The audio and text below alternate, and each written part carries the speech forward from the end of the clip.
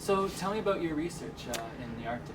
So I've been working on contaminants and the effect that climate change has had on contaminant cycling, processing, and bioavailability within the Arctic. And as you know, climate change or climate warming in the Arctic has a dramatic effect on the ice. We've been losing large amounts of ice in general to the point where the Arctic may be ice-free in the summertime by as early as 2020. Not only the extent of sea ice, but the type of sea ice. There's first-year ice, which is ice that is generated over 1 year and then melts in the summertime. But there's also ice that continues to grow, survives through the summer, and continues to grow for numbers of years, and this is why it's called multi-year ice. They're very different types of ice, very different characteristics of this ice. So the multi-year ice is almost completely disappeared from the Arctic in general. So this is going to affect the overall ecosystem, and this is going to affect how contaminants like mercury are going to be cycling within the system, and how animals that are living in the Arctic are going, and including humans, that are going to be exposed to the mercury that's there. And so, for example, we generally refer it as to top-down or bottom-up processes. A bottom-up process would be, for example, where you get increased algae within the Arctic Ocean, for example, because you have more sunlight, because you have more open water, you have more wind, and so you get more upwelling of nutrients, so you get increased production of algae. Well, this is the base of the food web, and so then you've got zooplankton that eat algae, fish that eat zooplankton, etc.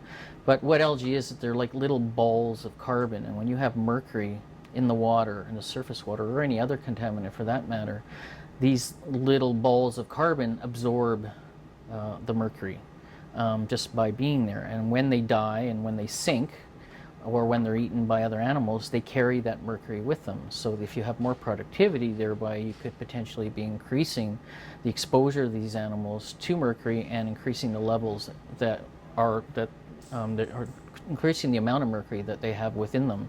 So if you have more mercury in the phytoplankton, then you have more mercury in the zooplankton, because the zooplankton eat the phytoplankton. Then you have more mercury in the fish, because the fish eat the zooplankton, and all the way up through marine mammals and people that eat in the north, that eat marine mammals as part of their subsistence diets.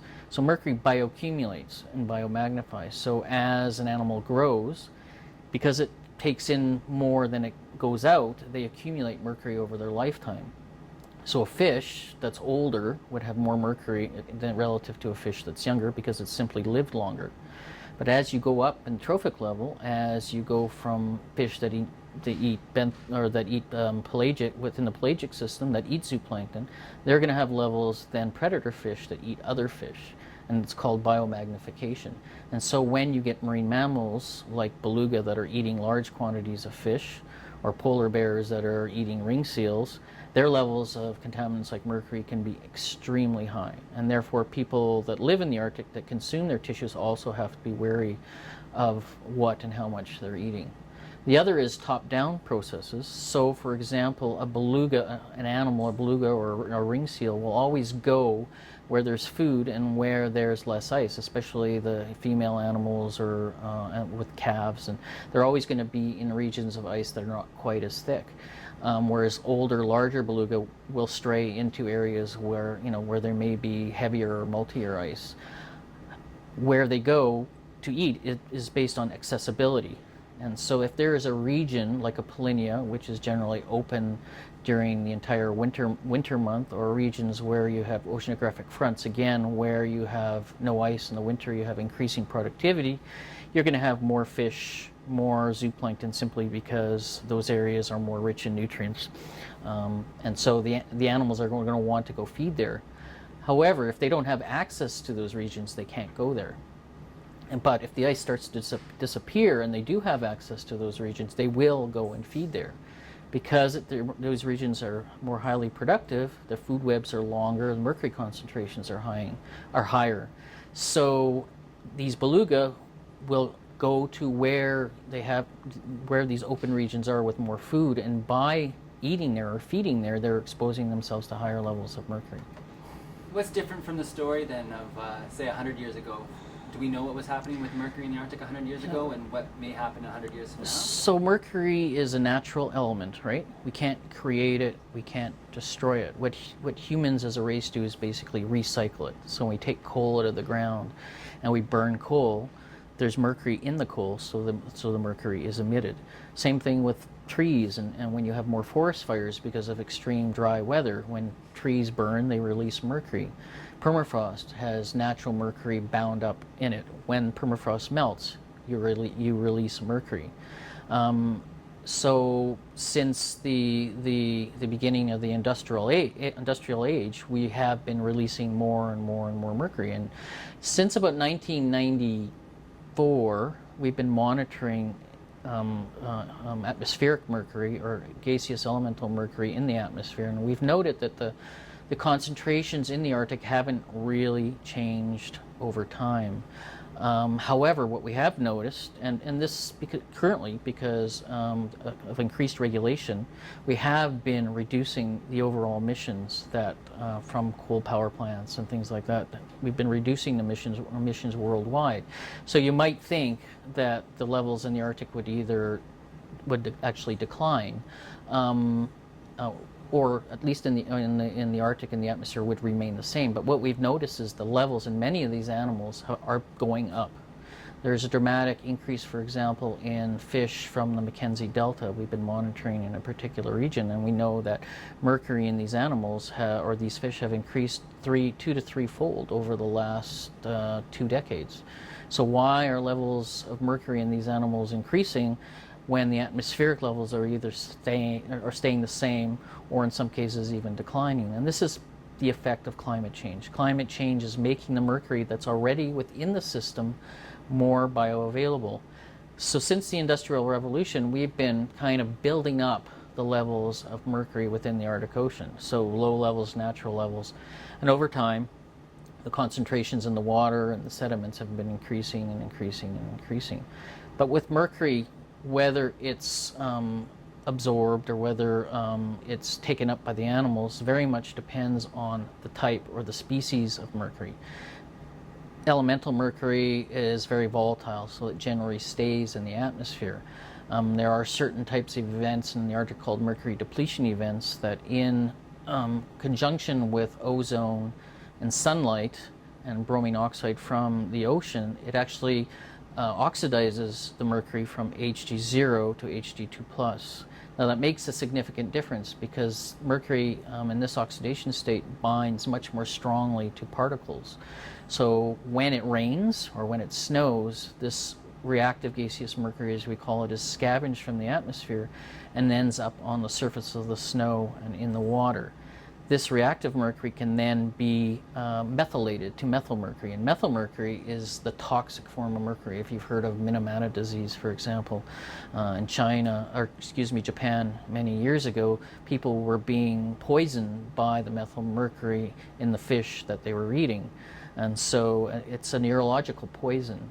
And so when you increase the methylmercury within the system, then you're increasing not only the bioavailability of the mercury, but also the toxicity of what they're being more exposed to higher levels of this toxic form of mercury. So you have the Arctic Ocean, which is full of elemental mercury, or mercury in a zero oxidation state. If there's something that's happening within the system, like I mentioned previously about increasing primary productivity, on increasing scavenging of mercury from surface waters, you're actually changing, you're not adding more mercury to the system because there's already a lot of it there. There's a lot more mercury in the system than there used to be back in pre-industrial times, but you're actually changing the species of mercury. Something's happening within the system to change the mercury that's there in the inorganic form to mercury, which is now in the methylmercury or organic form, which makes it more bioavailable to the animals. So if you look at sediment cores, for example, over time, you can generally see that concentrations of mercury have increased over time in sediment cores from the Arctic Ocean or from lakes in the Arctic, like in the Mackenzie Basin. Levels of mercury have increased 1 to 2 times over time.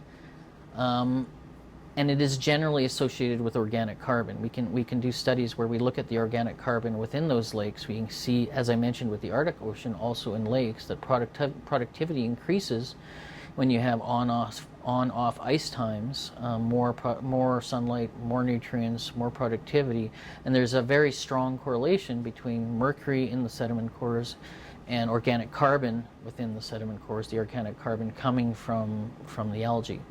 And so there's strong correlations as to how climate change actually directly affects the levels of mercury, speciation of mercury within the Arctic and freshwater marine and freshwater Arctic systems. Is this mercury story taking place around the world or globe equally, or is there something about the Arctic that makes it more susceptible to mercury being migrating there? Well, a lot of mercury is a natural element, but a lot of the mercury is actually transported long range from industrial areas like in Canada or the US or China or India. So yes, the Arctic is affected by these levels. The major issue, I mean, if you look at mercury levels in Beluga, which can be extremely high, they're still 100 times lower, for example, than what you might see in Beluga from St. Lawrence. The major issue, though, is that people living in Quebec and St. Lawrence area don't eat beluga, whereas people in the Arctic do consume these animals, even polar bears and ring seals, and beluga as part of their diet. So they have to be very careful as to what they're consuming, especially women that are of childbearing age. It seems like a critic, could say that increasing productivity in the Arctic could only be a good thing. How would you respond? In regards to climate change in a warming Arctic?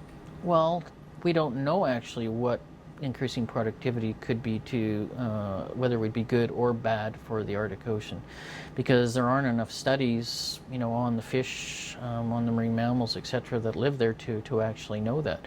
It's not only increasing productivity, but with the warmer weather you get changes of species. For example, capelin may replace Arctic cod in Hudson Bay. We've heard all about that. Is capelin a more nutritious fish for the animals to eat relative to Arctic cod? And I don't think they are. Increasing productivity could also cause problems with oxygen levels in the water. You get more productivity, more carbon, you get more depletion of oxygen, so that may be a problem as well. So I don't think we know enough yet to say whether it's good or it's bad. Just in terms of contaminants, from my studies, in particular mercury and some other organic compounds, we know that increasing productivity can have a detrimental effect. Lucette has mentioned that there's a possibility of using microorganisms to mitigate oil spills. Can you explain that? Yeah, well, I'm per se not a microbiologist. What I do is I'm very concerned about the potential effects or the possibilities of oil spills in the Arctic. We know that there are vast reserves of oil in the Beaufort Sea and Baffin Bay, and that we're almost to the point now where we're moving from exploration into drilling, especially in the Beaufort Sea. And we all know what happened in Gulf of Mexico with BP and the big spill that had occurred there. And of course, this is the last thing that we want to happen in the Arctic. So we have to take measures to make sure that, of course, this doesn't happen, but we also have to say, well, what happens, or how do we deal with it if it does? And it's a very different system, because in the Gulf of Mexico, there's no ice. What happens if we have an oil spill and it's under the ice? How do we deal with that situation? You can't go and burn the oil off. How do you use dispersants? How do you deal with that? And we also don't have a lot of background information. So a lot of the work that I'm doing right now is actually measuring hydrocarbons like polyaromatic hydrocarbons and alkanes, which are all part of crude oil products, and trying to get an idea what the background levels are currently in the Arctic Ocean. So, and there's a lot of natural seeps in the Beaufort Sea and Baffin Bay. So we really have to know, okay, what are the background levels? So if there's ever a spill, I mean, how do we know what the levels were previously? How do we know if there's a remediation strategy? How do we know that we're back to where we were previously? How do we know what the toxicity is associated with current levels relative to new levels? How do we decide who's at fault? What if it's a ship, for example, because of we have a lot less ice, there's going to be increased transport, increased shipping across the Arctic in general, the Northwest Passage. How do we know it was this ship or the other ship, or whether it was due to something associated with climate change? So a very important thing that we need to do is apportion, or do what we call source apportionment. So how does the signal of this crude oil differ from that crude oil? And they all are very different. They all have different biomarkers, for example, where you can go back and say, well, we know oil from this source has these particular biomarkers or types of compounds, and we can actually say that we know it's from that source. So if a ship is carrying crude, or if it's any ship that's just transporting anything and it has an accident and they spill fuel, what are the characteristics of those particular products, those petroleum products, so that we can go in and say, well, yes, we know that it was from here, and yes, we know that we've taken appropriate action to clean it up. However, again, getting back to hydrocarbons under the ice, how do you even detect it? I mean, how do you know if there is a spill? How do you know where it's gone? Again, was a very difficult issue in the Deepwater Horizon spill in the Gulf of Mexico, because you have to try and figure out where these vast amounts of oil, these plumes, have actually gone. Well, how do you detect that under the ice? So one of the important things that we're working on, and I'm working with other researchers like Dave Barber, who are experts in remote sensing, and that is, how do you develop a way using remote sensing to detect oil in sea ice? And this is a huge issue. So characterizing the oil, knowing how the oil distributes itself within the ice, because ice is not a solid block. It's not an impermeable barrier. It's got what we call brine channels, and as the ice goes from younger ice to older ice, it expels salt from the oil and becomes more, and the older the ice gets, the more solid it becomes. But when it's newer ice and the ice takes up, or the hydrocarbons move into the ice brine channels, how does that affect the detectability of the ice? How does it affect the animals that are living within the ice? What are the characteristics of the oil? What types of compounds? Certain types of PAHs, for example, are very toxic, while others aren't. Where is the ice being transported to? I mean, there's all these issues that we have to deal with when it comes to hydrocarbons. One of the other, again, as you mentioned, using microbes to degrade hydrocarbons. This is very well known. Certain types of bacteria have the ability to degrade hydrocarbons. They actually use it as food. So what types of bacteria are better at doing that?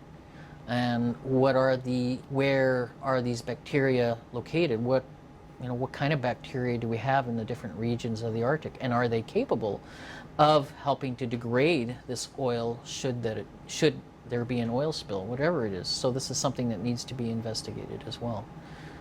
If you can provide a little public service announcement on your advice for avoiding fish that have high mercury, or what to do, or is it even a concern for the regular person?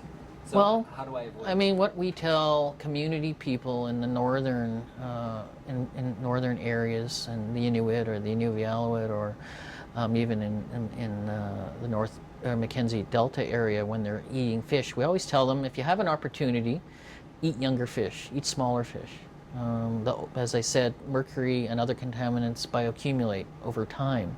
So the older the fish is, the more contaminant levels it's going to have. So the best thing to do is, if you have a choice between a fish that's 20 centimeters long or 10 centimeters long, eat the one that's 10 centimeters long, or something in between. So you're going in that manner, you're going to reduce your exposure. And this is why people have concerns about fish like tuna, because tuna are very large, old growth fish. I mean, some of them can live up to 100 years. I don't know if we fished them all out now, so whether that's still an issue. They're probably smaller sizes these days, but because they live to 100 years, they accumulate mercury and other contaminants in their system for that long period of time. So when you eat the flesh, the muscle, then you're going to have much higher levels of methylmercury than you would if it was a much younger fish. So yeah, that's what I would say. Also, what kind of fish in terms of what do they eat?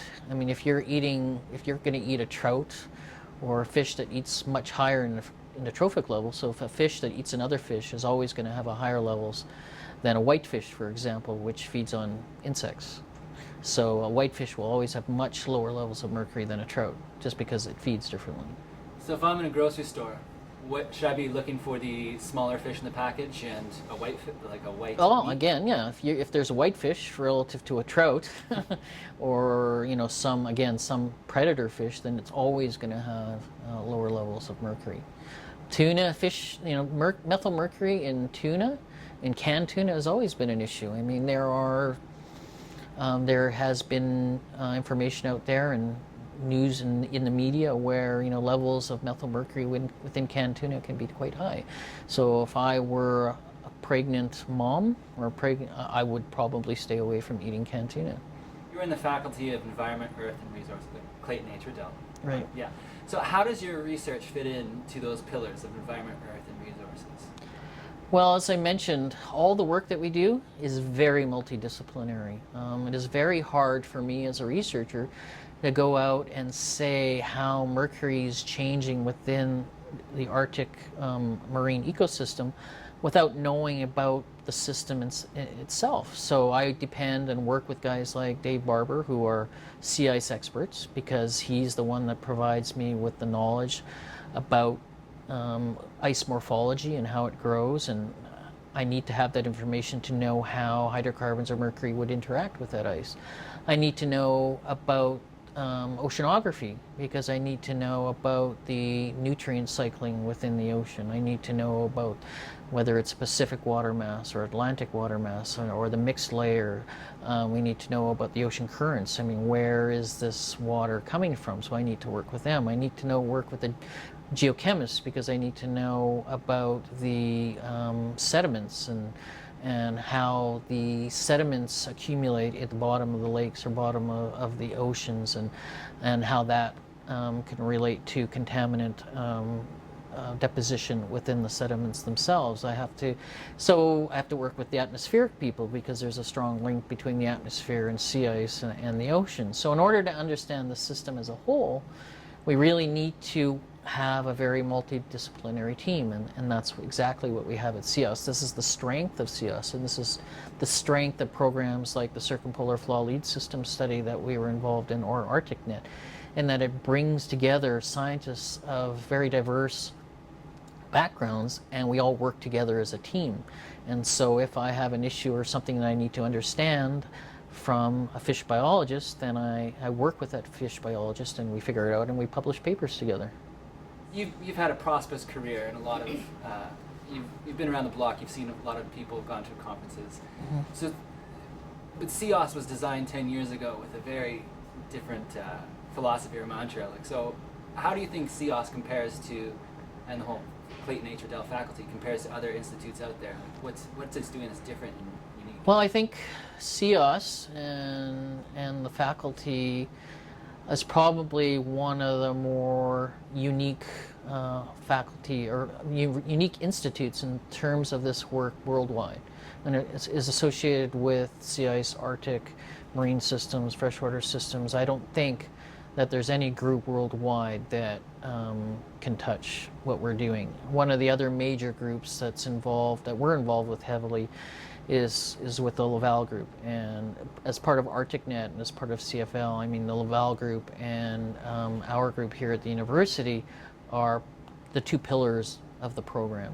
And so if I were a student and I was looking to want to do state-of-the-art climate research and looking about how climate change is going to affect the system that we live in, not only within the Arctic, because there's connectivity between the Arctic and the southern latitudes as well. So how does the loss of sea ice, for example, affect climate in southern regions? This is the place to be. So Soren Reisgaard here at the University of Manitoba is our CERC chair, and Soren works on geomicrobiology, I believe what the term is, but he's a great link because he is very strongly associated with the University of Aarhus, but also the Institute in Nuuk in Greenland. And so what allows us to do with the Arctic Science Partnership is do cross-cutting research. So not just in the Canadian Arctic, but also work in Greenland. So the partnership involves exchange of students, exchange of professors, teaching, students coming from Aarhus University, for example, to Winnipeg to take courses here and vice versa, co-supervising students.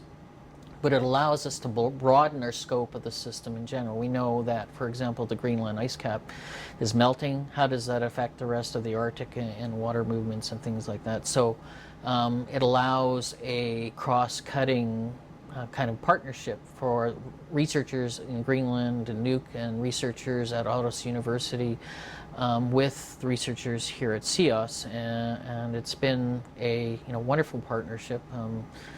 Soren is a very strong researcher and brings a lot of opportunity to CIOS, as well as CIOS bringing a lot of opportunity to Aarhus University in Greenland. How does the Clayton H. Riddell Faculty of Environment, Earth and Resources, what role is it going to play in the next 10 years in its research? Like, where is it going to really be leading? Or where do you hope to see it go with future students? Well, I can speak to the Arctic stuff. Yeah, that's fine. Okay. Yes, the faculty has come a long way over the last 10 years, has been really built up, especially the component that I know of the best, which is CIOS. It has become a world-renowned institute in the area of Arctic climate research, and I think the faculty in general, in association with CIOS, as I mentioned, with their work in association with geology and biomarkers and things like that, that there is and hydrocarbons, petroleum exploration, for example, or petroleum research. I think that the faculty in general will grow dramatically because we need to address these issues that are occurring as a result of climate change. Climate change is not disappearing, especially in the Arctic. It's changing dramatically fast, and the faculty has the staff, the knowledge, the capabilities of advancing our knowledge in this area.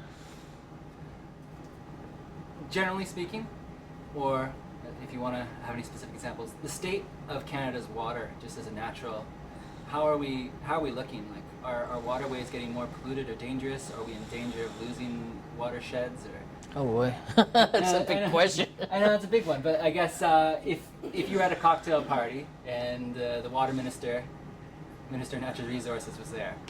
Well, I can use a great example, and I can use Lake Winnipeg, which is something near and dear to our hearts. Lake Winnipeg is in trouble, and that is simply because over the years we've been dumping nutrients into that lake, and it is now becoming very eutrophied. And it used to be an oligotrophic lake. Now it's much more eutrophied, and it's affecting the ecosystem in general, and it's in trouble. This is something that happened to Lake Erie back in the 70s, and the only way to address this issue is by removing phosphorus from the system. Increasing phosphorus, increasing food to phytoplankton and algae is what actually is causing the problem. So we need to remove phosphorus from the system to clear up the issues that we have in the lake. Now, if you talk to some farmer or some fisherman, for example, they may say it's the best thing since sliced bread, because we know the increasing productivity has increased the size and numbers of walleye in the system. But the question is, what is the best of the natural state, the best natural state for Lake Winnipeg to be in? Is it to have cleaner water so that cottagers can enjoy it, or is it better to have more algae in the system so fish grow bigger, or is there going to be too much algae in the system or carbon in the system that at some point the oxygen levels are going to be depleted and the fishery is going to crash?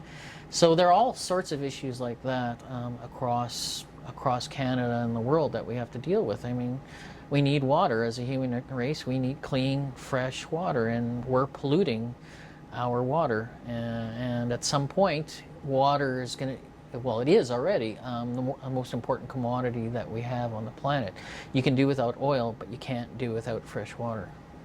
Do you think Canadians, because there's so much water, though, are a little more Well, I think we probably become somewhat complacent.